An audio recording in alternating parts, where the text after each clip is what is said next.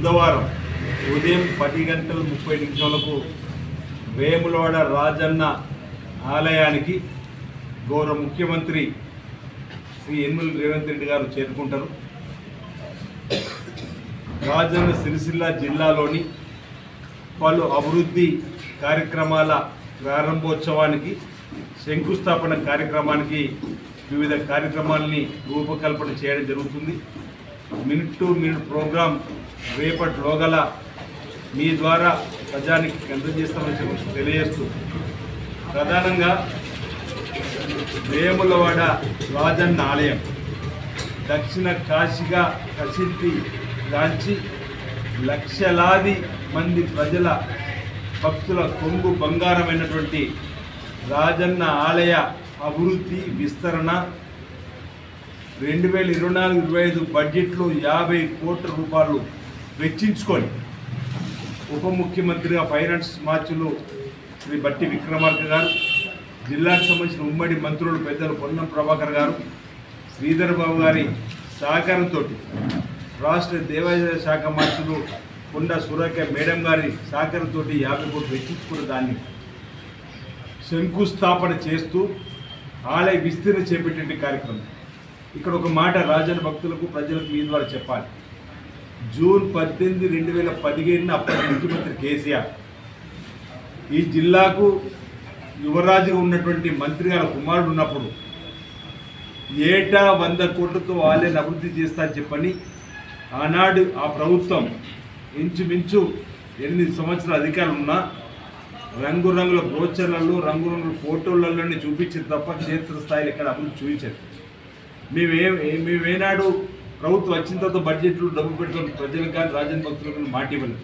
అభివృద్ధికి కట్టుబడుతూ చెప్పిన మాట ప్రకారం గౌరవ ముఖ్యమంత్రి రేవంత్ రెడ్డి గారు 50 కోట్ల రూపాయల బడ్జెట్లో వెచ్చించడమే కాకుండా ఆలయ విస్తీర్ణ సంబంధించి శంకుస్థాపన చేసేటువంటి కార్యక్రమం చారిత్రాత్మకమైనటువంటి రోజుగా నేను భావిస్తున్నాను. అంటే కోరిన కోరికలు తీర్చే, పేదల దేవుడుగా కొలిచే రాజన్న ఆలయ అభివృద్ధికి జరుగుతున్నటువంటి కార్యక్రమం కాబట్టి పెద్ద ఎత్తున ప్రజలు రాజన్న భక్తులు హాజరు కావాలని చెప్పని కోరేటువంటి సందర్భంగా నేను విజ్ఞప్తి చేస్తున్నాను. దాంతోపాటు వేములవాడ పట్టణ అభివృద్ధిని కూడా వేరే టెంపుల్ సిటీగా మారుస్తామన్నాం. ఒకవైపు రాజన్న ఆలయము, మరో వేరే పట్టణ అభివృద్ధి, ఈ రెండు సమాంతరంగా ముందుకు తీసుకొని పోవాలనుకున్నటువంటి దాని రోడ్డు వేయడానికి సంబంధించినటువంటి అంశం.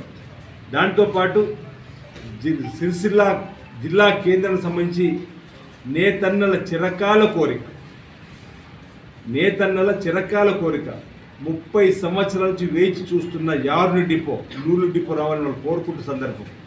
గత ప్రభుత్వంలో నెంబర్ 2గా ఉండి ఈ సిరిసిల్ల నుంచే శాసనసభ్యుడిగా మంత్రిగా ఉండి కూడా తీసుకురానటువంటి యార్ని డిపోని ఈరోజు గౌరవ ముఖ్యమంత్రి రేవంత్ రెడ్డి గారు 50 కోట్లతో చేనేత క్లస్టర్ ఉన్నటువంటి వేములవాడలో మంజూరు చేసింది.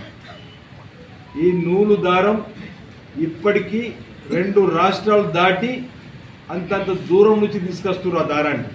ఇప్పుడు దగ్గర తీసుకొస్తే కూడా ఇప్పుడు కొంతమంది బీఆర్ఎస్ నాయకులు దీన్ని జీర్ణించుకోలేక వాళ్ళు మాట్లాడుతూ మీరు గమనిస్తున్నారు. నేతన్నలకు అండగా నిలబడడానికి ఈరోజు ఏదైతే నూలు డిపోలు కూడా ఆ రోజు ప్రారంభం చేసుకుంటున్నారు. 80% క్రెడిట్ ద్వారా నేతన్నలకు, నేతా కార్మికులకు అందిస్తూ మిగతా 20% పెట్టుబడులు కూడా బ్యాంకుల ద్వారా సహకారాన్ని అందించేటువంటి ఏర్పాటు చేస్తూ వాళ్ళు వస్త్రం తయారు చేసిన తిరిగి టెస్కోని తీసుకొని ఈ 80% క్రెడిట్ ఏదైతే నూలు ఇచ్చిన వారు పట్టుకొని మిగతాది డబ్బును వారికి ఇచ్చి కార్మికుడిని యజమానిగా మార్చడం, కార్మికుడిని ఆర్థికంగా ఎదగడానికి చేసేటువంటి చక్కటి కార్యక్రమం ఈరోజు నేతలకు సంబంధించిన నూలు డిపోను కూడా ఆ రోజు గౌరవ ముఖ్యమంత్రి రేవంత్ రెడ్డి గారి చేతుల మీదుగా చేనేత జౌళి శాఖ మార్చులు తుమ్మల నాగేశ్వరరావు గారు, అదేవిధంగా జిల్లా ఇన్ఛార్జ్ మంత్రులు ఉత్తమ్ కుమార్ రెడ్డి గారు కూడా 5 మంత్రులు హాజరవుతున్నారు. కొండ సురేఖ గారు, అదేవిధంగా పొన్నం ప్రభాకర్ గారు, శ్రీధర్ బాబు గారు, ఈ అందరూ పెద్ద ఎత్తున ఈ కార్యక్రమం జరగబోతుంది. దీంతోపాటు రాజన్న సిరిసిల్ల జిల్లా కేంద్రంలో గత శాసనసభ ఎన్నికల్లో పోటీ చేసిన అభ్యర్థిగా ఇన్ఛార్జిగా ఉన్నటువంటి మహేందర్ రెడ్డి గారు కూడా కొన్ని ప్రతిపాదన ఇవ్వడం జరిగింది. వాటిని కూడా నాకు తెలిసిన మటుకు 1-2 ఏదైతే ప్రధాన అంశాలు ఉన్నాయో వాటిని కూడా మంజూరు చేయడానికి అవకాశం, స్కోప్ కనిపిస్తూ ఉంది. అది కూడా రాగానే చెప్పేటువంటి కార్యక్రమం చేస్తాం. దాంతోపాటు ఎస్పీ ఆఫీస్ ప్రారంభం కూడా అదే రోజు ఉంటుంది. ఇంకా కొన్ని కార్యక్రమాలు అందుకే నేను మీరు ప్రోగ్రామ్ చెప్తామని చెప్పాను. వీటన్నిటికీ సంబంధించి వారు రావడం జరుగుతుంది. నేను రాజన్న సిరిసిల్ల జిల్లా ప్రజానికానికి, నేతన్నలకు, రైతన్నలకు, మహిళాతన్నులకు, యువకులకు, రాజన్న భక్తులకు విజ్ఞప్తి చేస్తున్నా, మీరందరూ కూడా బుధవారం 20వ తేదీ 10:30 వరకే రాజన్న ఆలయ పరిసరం ఉన్నటువంటి బహిరంగ సభ వేదిక వద్దకు వచ్చి ఆ సభను విజయవంతం చేయడం ద్వారా, ఆ సభా వేదిక ద్వారా మన జిల్లాను అన్ని రంగాల ముందుకు తీసుకొని పోవడానికి ఉపయోగపడే వేదికగా మలుచుకుందాం, మార్చుకుందాం. గౌరవ ముఖ్యమంత్రి గారికి మన ప్రాంత సమస్య చెప్పుకోవడానికి కోసం ఉంటుందనే మాట సందర్భంగా చెప్తూ అందరూ రావాలని సందర్భంగా ఆహ్వానిస్తూ, ఈరోజు సిరిసిల్ల నియోజకవర్గం సంబంధించి ముఖ్య కార్యకర్తలు, నాయకులు, మా మండల ప్రెసిడెంట్లు, బ్లాక్ ప్రెసిడెంట్లు, జిల్లా రాష్ట్ర స్థాయి నాయకత్వంతో మాట్లాడడం కోసం ఇక్కడ ఏర్పాటు చేసుకున్నాం సమావేశాలు.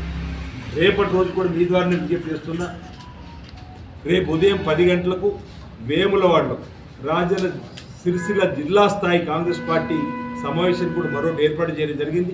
దీనికి ముఖ్య అతిథిగా పెద్దలు పొన్నం ప్రభాకర్ గారు, బీసీ సంక్షేమ శాఖ మంత్రులు వస్తున్నారు. అదేవిధంగా చొప్పదండి శాసనసభ్యులు మేడిపల్లి సత్యం గారు, మాడకొండూరు శాసనసభ్యులు తొమ్మపల్లి సత్యనారాయణ గారు కూడా రావడం జరిగింది. సత్యనారాయణ గారు కూడా అదేవిధంగా వేదిక మీద పెద్దలు కూడా రావాలని, ఆ కార్యక్రమం ద్వారా కూడా 20వ తేదీన సభను ఏ విధంగా విజయవంతం చేయడానికి తీసుకున్న ఏర్పాట్ల కోసం కూడా ప్రయత్నం జరుపుకుంటూ ఆ సభను రేపటి రమ్మని ఈ సందర్భంగా నేను ఆహ్వానిస్తూ, మరో అంశాన్ని సందర్భంగా 18 జూన్ 2015 ఏటా 100 కోట్లు రాజన్నాలకి ఇస్తానని చెప్పని రాజన్న ఆలయానికి అనాపైస ఇవ్వలే శటకోపం పెట్టిండు దేవుడికి కేసీఆర్ గారు, కేటీఆర్ గారు.